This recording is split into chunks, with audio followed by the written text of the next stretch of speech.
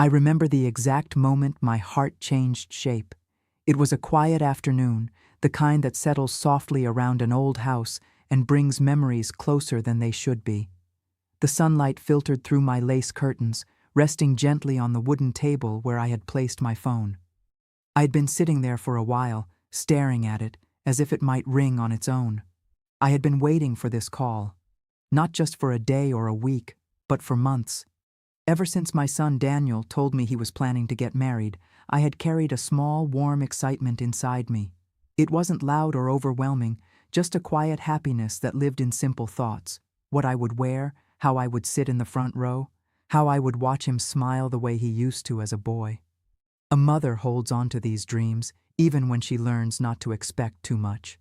Still, I believed I would be there. I picked up the phone and dialed his number, my fingers slow but certain. As it rang, I found myself smiling without realizing it. I imagined his voice. Mom. Warm, familiar, unchanged. But the voice that answered was not his. "Hello?" she said. "Emily, my daughter-in-law." I paused for a second, adjusting my tone, softening it as I always did when speaking to her. "Oh, hello, dear," I said gently. "Is Daniel around?" There was a brief silence, the kind that feels longer than it is. Then she spoke again, casually, almost too casually. "Oh, didn't he tell you?" My smile faded, though I didn't yet understand why. "Tell me what?" I asked, my voice still calm, still trusting. Another small pause, and then the words that would stay with me long after the call ended. "We got married yesterday," she said, "just for special people." For a moment, everything inside me went quiet, not shattered, not loud, just still, as if my heart had missed a step and didn't know how to continue. I blinked slowly, trying to gather the meaning of her words, to place them somewhere that made sense. Yesterday, married, special people. I opened my mouth, but no words came out at first, only a breath, a small, careful breath. "Oh," I finally said, managing a faint smile that no one could see. That's wonderful. Congratulations." My voice didn't break. It didn't tremble. Years of being a mother had taught me how to hold myself together, even when something inside me quietly slipped away. "Thank you," she replied lightly. It was a small gathering. A small gathering. Yes, small enough not to include me. I nodded, though she couldn't see that either. "I see," I said softly. I didn't ask why. I didn't ask who was there. Because deep down, I already understood the answer I would receive. And some answers don't bring peace. They only make the silence heavier. The conversation ended shortly after. A few polite words, a few empty sentences, and then the line went dead. I placed the phone back on the table carefully, as if it were something fragile. The room looked the same. The sunlight hadn't changed, but something inside me had. I sat there for a long time, my hands resting quietly in my lap. I thought of Daniel as a little boy, holding my hand tightly as we crossed the street. I thought of the nights I stayed awake when he was sick, the meals I cooked, the years that passed so quickly, and I wondered, when did I become someone who didn't need to be there? I didn't cry. Not yet. Some pain doesn't come with tears. It comes with a quiet understanding, and that understanding stays. The house felt different after that call. Not empty, just quieter in a way that settled deeper than usual. The ticking of the clock seemed louder, the kettle's whistle sharper. Even the wind brushing against the windows carried a kind of distance I hadn't noticed before. In the days that followed, I didn't call Daniel. I told myself I was giving him time. Time to settle into his new life, time to adjust, time to remember me. But if I'm honest, I was waiting to see if he would call first. Morning would come, and I would move through my small routines, making tea, folding clothes, watering the plants near the window. My hands stayed busy, but my thoughts were elsewhere. Every time the phone remained silent, a quiet truth pressed a little closer to the surface. I began to notice things I had once ignored. Shorter conversations over the past year, calls that felt rushed, messages that came hours late, sometimes days. Moments when I had asked simple questions, and he had answered with just enough words to end the conversation. At the time, I told myself he was busy. Young people are always busy. But now in the stillness, those moments returned with a different meaning. Not cruel, not intentional perhaps, but distant, carefully distant. I sat by the window one afternoon, watching people pass by. A mother walked with her son, holding his hand tightly as they crossed the road. The boy laughed at something small, something simple. I smiled at the sight. And then, without warning, a memory came back to me. Daniel at that same age, holding my hand the same way. He used to talk endlessly, telling me everything he saw, everything he felt. There was no silence between us then, only warmth, only closeness. I wondered when that space had begun to grow, not suddenly, but slowly, quietly, like a door closing inch by inch until you realize it has been shut for a long time. Days passed, and I heard nothing from him. Not a message, not a call, only silence. But it was not an empty silence. It was full of answers I hadn't asked for. I began to understand something I had avoided before. That love, when it is not returned with the same care, doesn't disappear. It changes shape. It becomes softer, more careful, and sometimes more distant. One evening, I opened an old drawer where I kept photographs. My fingers moved slowly over them. Birthdays, school days, small celebrations. There was one picture of Daniel standing beside me, his arm wrapped tightly around mine, his smile wide and certain. I held that photo for a long time, not with sadness, but with a quiet question. Where did that certainty go? I didn't blame Emily. It would have been easy to place everything on her, to believe she had taken him away from me, but truth has a gentler way of revealing itself. People are not taken. They step away, little by little, often without realizing how far they've gone. And perhaps I had allowed it, allowed myself to accept less, to ask for nothing, to remain grateful for even the smallest attention. That evening, I made myself tea and sat again by the window. The sky was turning a soft shade of orange, fading slowly into night. For the first time, I didn't wait for the phone to ring. I simply sat there, listening, not to the silence around me, but to the one within me. And in that silence, something began to change. Not my love, but my understanding of it. A week passed before the phone rang again. By then, the silence had become familiar. It no longer pressed on my chest the way it had in the beginning.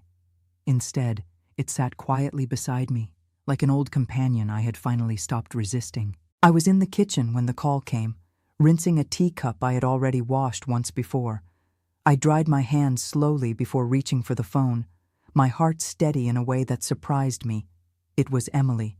For a brief moment, I wondered if she was calling to say something meaningful, something that might gently close the distance I had begun to feel. But the first words she spoke told me everything I needed to know. "The rent is overdue," she said, her voice tight, almost impatient. "Did you transfer it?" No greeting, no hesitation, just a question, placed where a connection should have been. I stood there quietly, the phone resting against my ear. The kitchen felt still again, but this time I was not searching for warmth in the silence. I was seeing it clearly. You see, for the past year, I had been helping them. A small amount every month. Nothing extravagant, nothing that burdened me. I had told myself it was temporary, just until they found their balance. I never reminded them. I never kept track. It felt natural. A mother gives. Even when her child is grown, even when he no longer asks the same way he once did. But standing there, listening to her voice, I realized something I had not allowed myself to see before. I was not being included in their lives. I was being included in their needs. There is a quiet difference between the two.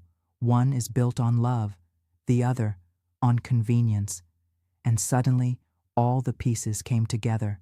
The short calls, the missed moments, the wedding I was not invited to, the way my presence had slowly been reduced to something occasional, something optional, until even that became unnecessary, except when it came to help, except when it came to giving. I closed my eyes for a moment, not in pain, but in clarity. Love had not left me, but it had been placed in a corner, gently ignored, while something else took its place. Expectation, not of affection, but of support. I opened my eyes again and looked out the window. The world outside moved as it always did, people walking, cars passing, life continuing without pause. And in that simple movement, I understood something important. I had been holding on to a version of my son that no longer existed in the same way. Not because he had become a bad person, but because he had chosen a life where I was no longer at the center, and I had not adjusted to that truth. Instead, I had continued to give, quietly hoping that love would return in the same shape I offered it. But love does not return where it is not recognized. It simply stays where it is and waits. Emily spoke again, a little sharper this time. "Hello? Are you there?" I realized I hadn't answered, and for the first time, I did not rush to fill the silence, because now I finally understood it. This was not about money. It was about value, about presence, about the quiet line between being loved and being used without meaning to be. And once you see that line, you cannot unsee it. Something inside me settled gently into place. Not anger, not bitterness, just truth. And truth, when it arrives calmly, brings with it a quiet kind of strength. The kind that doesn't need to raise its voice. The kind that simply chooses differently. I did not answer her question right away. Emily's voice lingered on the other end of the line, waiting, expecting. But for the first time, I allowed the silence to remain, not as hesitation, but as a choice. I walked slowly to the chair near the window and sat down, the phone still resting gently against my ear. Outside, the evening was settling in, soft and unhurried. The sky was painted in quiet shades of gold and fading blue. How strange, I thought, that the world continues so peacefully, even when something inside you has just shifted forever. "Hello?" Emily repeated, a little sharper now. "Did you send it or not?" Her tone carried urgency, but not warmth. And in that moment, I realized something very simple. I was no longer hurt. I was clear. I took a small breath, steady and calm. "Didn't I tell you?" I said softly. There was a pause, confusion perhaps. "I only give where I am remembered."